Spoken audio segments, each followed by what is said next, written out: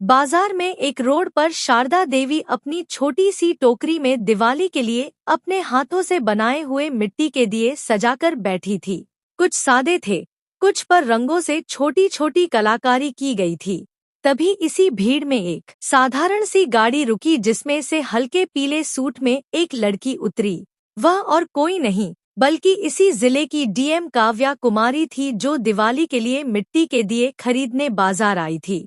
तभी काव्या कुमारी की नजर सड़क किनारे बैठी रंग बिरंगे दिए बेच रही शारदा देवी पर पड़ी। काव्या सीधा उन्हीं के पास पहुंची।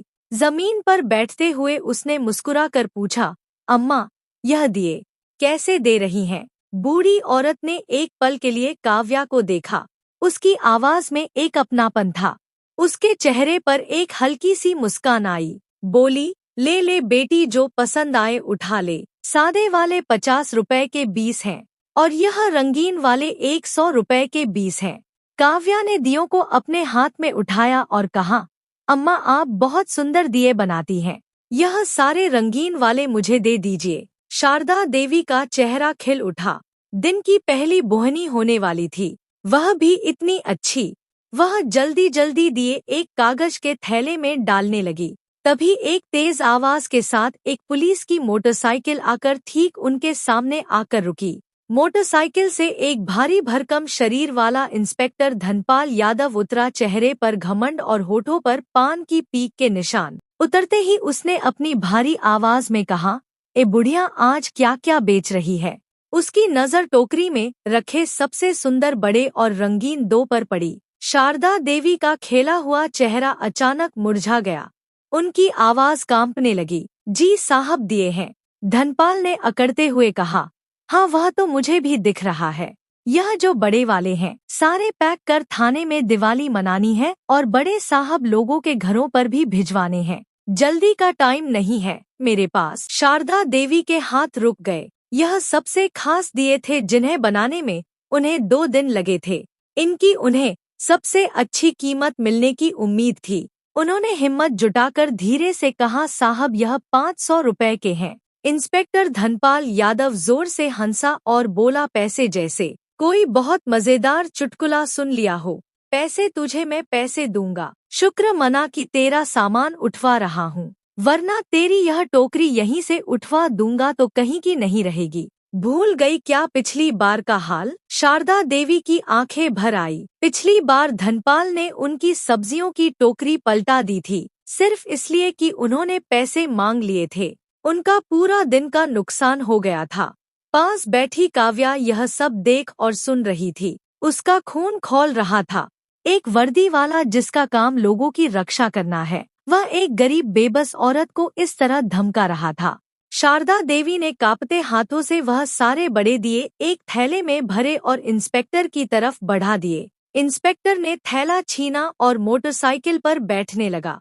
तभी शारदा देवी ने रोती हुई आवाज में कहा, साहब, घर में पोता बीमार है, दवा के पैसे नहीं है, आज की बोहनी भी नहीं हुई है, कुछ तो दे दीजिए साहब, भगवान आपका भला करेगा। यह सुनना था कि इंस्पेक्टर धनपाल आग बबूला हो गया। वह मोटरसाइकिल से उतरा और गुस्से में शारदा देवी की तरफ बढ़ा और गुस्से में बोला, बहुत जबान चलाने लगी है, पैसे चाहिए तुझे, रुक मैं देता हूँ तुझे पैसे। उसने आगे बढ़कर धड़ से भरी टोकरी पर जोर से लात मारी। सारे मिट्टी के दिए और शारदा देवी की दिन भर की मेहनत, उनकी उम्मीदें सब एक पल में सड़क पर बिखरकर चूर-चूर हो गई। टूटे हुए दियों के टुकड़े ऐसे बिखरे थे जैसे शारदा देवी का दिल टूटकर बिखर गया हो। इंस्पेक्टर ने गरजते हुए बोला, यह है तेरे पैसे, अब अगर कल यहाँ बैठी दिखी तो सीधा हवालात में डाल दूंगा, समझी?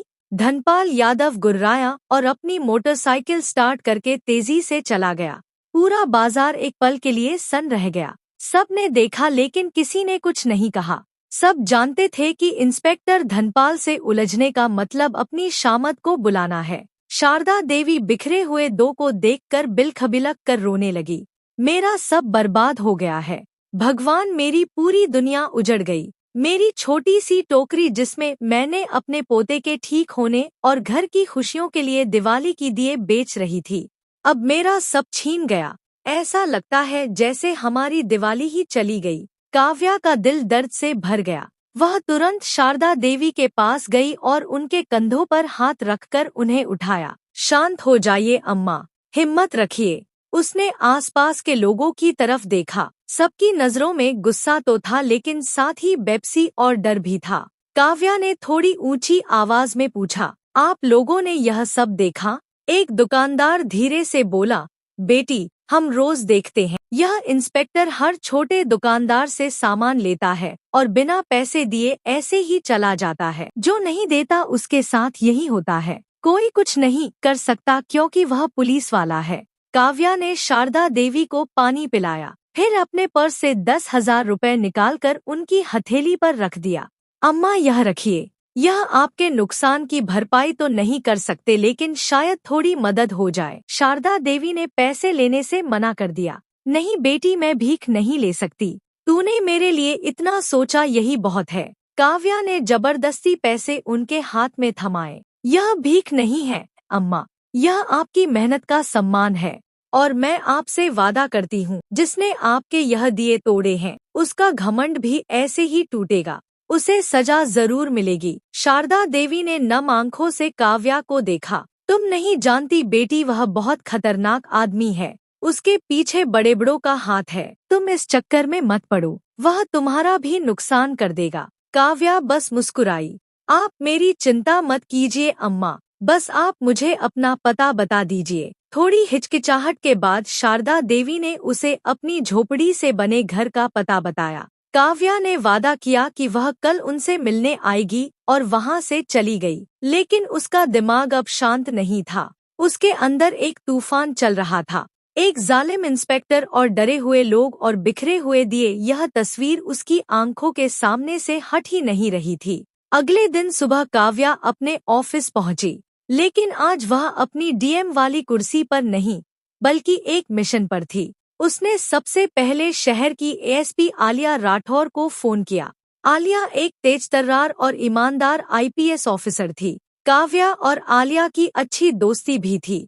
आलिया, मैं काव्या बोल रही हूँ, एक बहुत जरूरी काम है। क्या तुम 10 मिनट में मेरे ऑफिस आ सकती हो? काव्या की आवाज में एक गंभीरता थी। ठीक 10 मिनट बाद एसपी आलिया राठौर काव्या केबिन में थी। सब ठीक तो है? तुम बहुत टेंशन में लग रही हो। काव्या ने उसे कल बाजार में हुई पूरी घटना बताई। कैसे इंस्पेक्टर धनपाल यादव ने उस बूढ़ी औरत के साथ बदतमीजी की और उसके सारे दिए तोड़ दिए। सब सुनकर आलिया की आंखों में भी गुस्सा उतर आया। धनपाल यादव की शिकायतें पहले भी आई हैं, लेकिन कभी कोई पुख्ता सबूत नहीं मिला।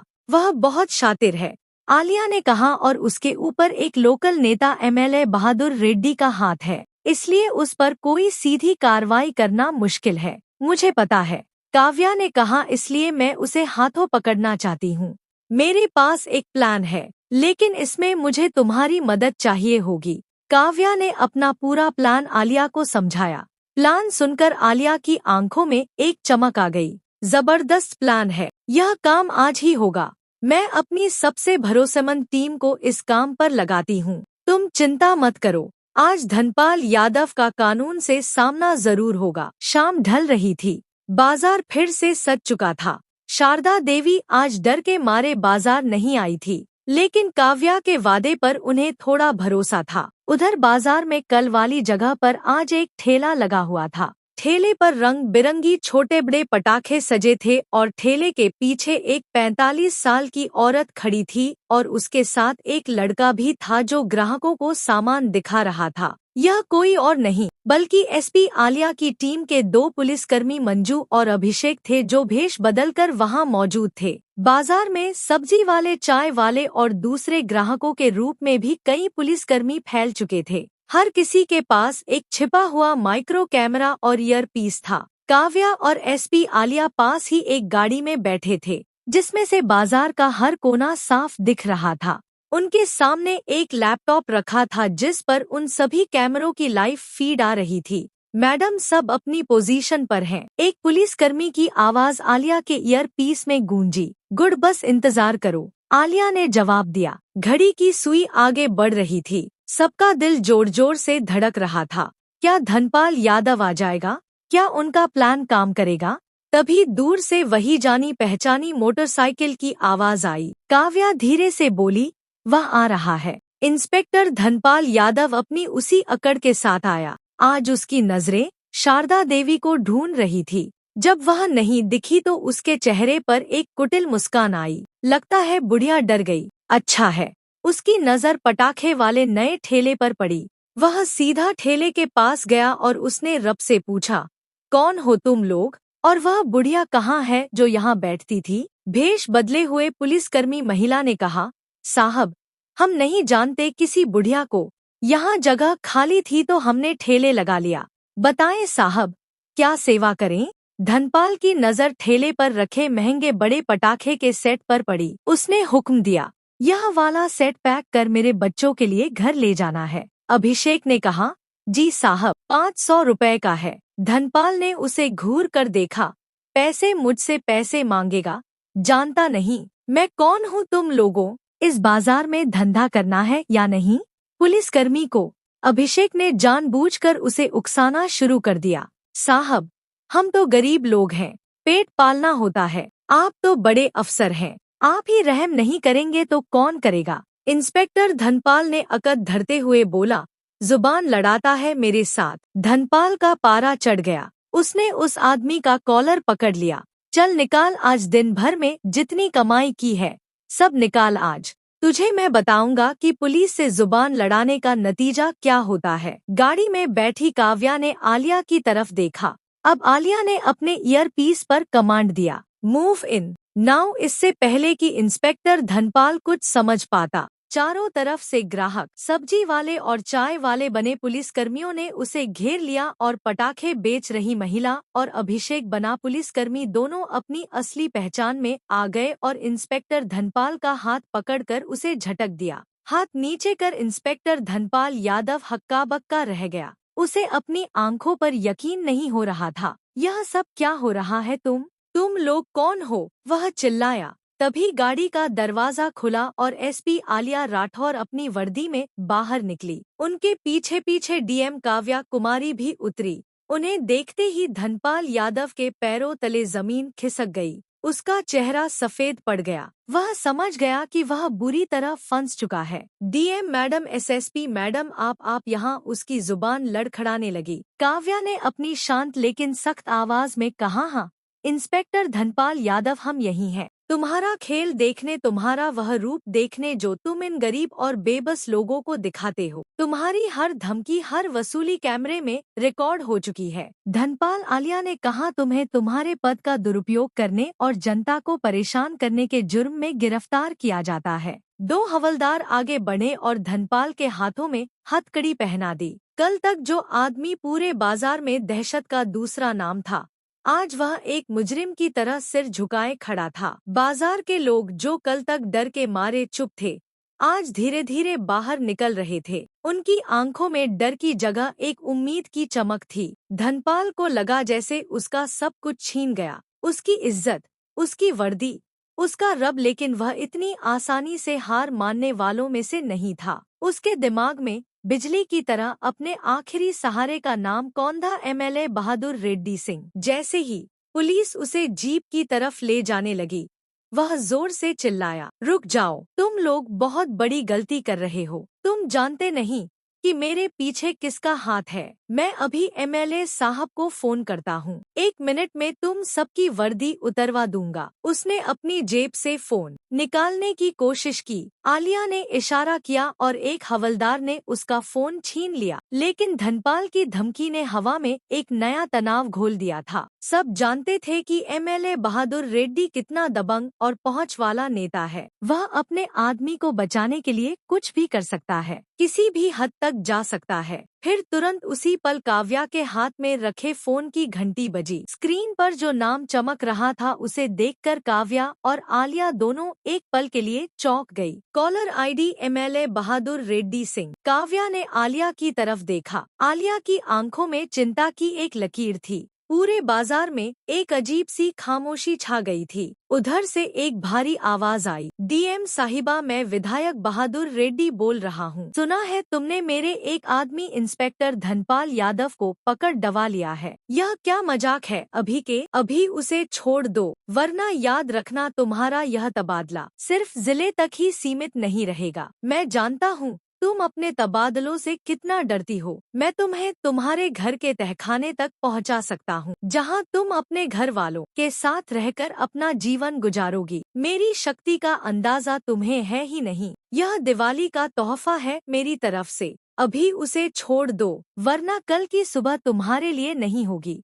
धनपाल यादव की शैतानी मुस्कान और गहरी हो गई। बाजार के लोग डर से सहम गए, क्योंकि वे जानते थे कि बहादुर रेड्डी की पहुंच कहां तक है। काव्या ने आंखें बंद की और अपनी सारी घबराहट को एक पल में इकट्ठा किया। जब उसने दोबारा बोलना शुरू किया तो उसकी आवाज बर्फ की तरह ठंडी और लोहे की तरह मजबूत थी। एमएलए बहादुर रेड्डी जी, जोया ने कहा, पहले तो मैं आपको बताना चाहूंगी कि मैं काव्या कुमारी हूँ और मैं किसी के तबादले या धमकी से डरने वाली नहीं हूँ। और दूसरा, इंस्पेक्टर धनपाल यादव अब आपका आदमी नहीं, बल्कि कानून की हिरासत में एक अपराधी है। उसने एक गरीब बेबस बूढ़ी औरत के दिए तोड़े हैं, उसकी मेहनत को रौंदा है और जनता से अवैध वसूली की है, और मेरे पास आपके भी सारे सबूत हैं। एमएलए बहादुर रेड्डी का गुस्सा फौरन उन पर जोरदार दहाड़ता बनकर फटा। सबूत? कौन से सबूत? मैं जानता हूँ यह तुम्हारी और तुम्हारी दोस्त एसपी की कोई चाल है। तुम दोनों को मैं देख लूंगा। तुम दोनों ने मेरी इज्जत पर हाथ डाला है,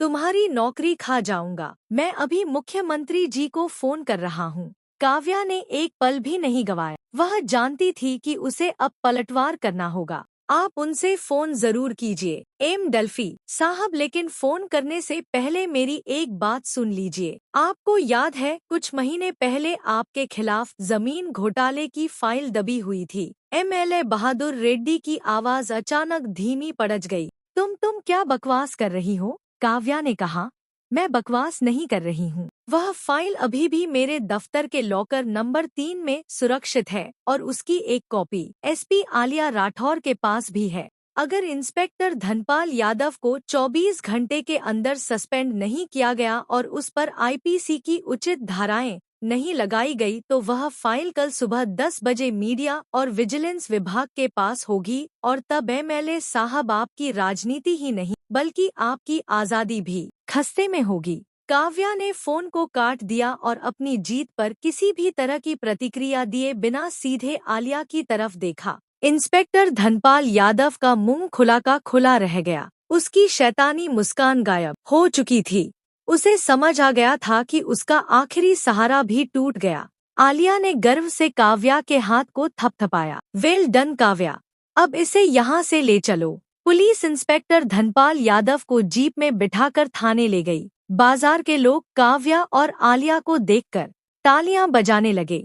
डर का माहौल अब आजादी और जीत की खुशी में बदल चुका था। दिवाली के एक दिन पहले शाम को डीएम काव्या कुमारी और एसपी आलिया राठौर दोनों सादे कपड़ों में शारदा देवी की छोटी सी झोपड़ी के पास पहुंची। शारदा देवी ने उन्हें अंदर आने के लिए कहा। अंदर उनका 20 साल का पोता, जो अब थोड़ा स्वस्थ लग रहा था, अपनी टूटी हुई खाट पर लेटा था। काव्या ने मुस्कुराते हुए कहा, अम्मा, हम आपके लिए कुछ लाए हैं, यह देखिए। उन्होंने हाथ में एक बच्चा पैकेज बढ़ाया। इसमें नया सुंदर साधी और पोते के लिए सुंदर कपड़े और उसकी दवाइयाँ थी। शारदा देवी ने पैकेट को लिया और उनकी आंखें भर आई। तुमने मेरी सुनी बेटी, भगवान तुम्हारा भला करे। आलिया ने हंसते हुए कहा, अम्मा, हमने देखा कि आपने दिए बेचने की जगह छोड़ दी, अब आपको कोई परेशान नहीं करेगा। हमने उन इंस्पेक्टर को सस्पेंड कर थाने में बंद कर दिया है। अब आपको चिंता करने की कोई बात नहीं। शारदा देवी उनकी बात सुनकर बहुत खुश हुई। उनकी आंखों में आंसू थे, लेकिन यह आंसू अब खुशी और सम्मान के थे। फिर काव्या और आलिया ने झोपड़ी के आंगन में शारदा देवी के लिए रंगोली बनाई। रंगोली में नीले, गुलाबी, पीले और हरे रंग के फूलों और रंग बिरंगे गुलाल से सुंदर डिजाइन बना। शारदा देवी ने भी दियों की रोशनी सजाई और झोपड़ी के अंदर हल्की हल्की खुशबू और रोशनी फैल गई। बेटियां, शारदा देवी ने सिसकते हुए कहा, आपने सिर्फ मेरे दिए ही नहीं संवारे, आपने मेरी मेहनत की, कहाँ सम्मान बढ़ाया। अब मुझे सचमुच न्याय और खुशियों की दिवाली महसूस हो रही है। काव्या और आलिया ने शारदा देवी को गले लगाया। बाहर झोपड़ी के द्वार पर झोपड़ी के अंदर दियों की रोशनी और रंगोली ने माहौल रोशन कर दिया था। खुशी खुशी पैकेट लेकर रंगोली और दियों की तारीफ करते हुए दोनों वापस अपने अपने घर की ओर चल पड़ी और अगले दिन अपने घरों में परिवार के साथ बैठकर उन्होंने खुशी खुशी दिवाली मनाई। तो दोस्तों, यह कहानी केवल मनोरंजन और शिक्षा के उद्देश्य से बनाई गई है। इसमें दिखाए गए सभी पात्र, घटनाएं और संवाद काल्पनिक हैं। किसी भी वास्तविक व्यक्ति, संस्था या घटना से इनका कोई संबंध नहीं है। कृपया इसे केवल कहानी के रूप में देखें और इसका आनंद लें। हम किसी की भावनाओं को ठेस पहुंचाना नहीं चाहते। अगर आपको यह कहानी पसंद आई हो तो इसे लाइक करें और ज्यादा से ज्यादा लोगों तक शेयर करें। कमेंट करके बताएं कौन सा कदम सबसे अच्छा लगा और हमारे चैनल को सब्सक्राइब करना ना भूलें, क्योंकि हम आपके लिए ऐसे ही प्रेरणादायक कहानियां लाते रहेंगे। धन्यवाद।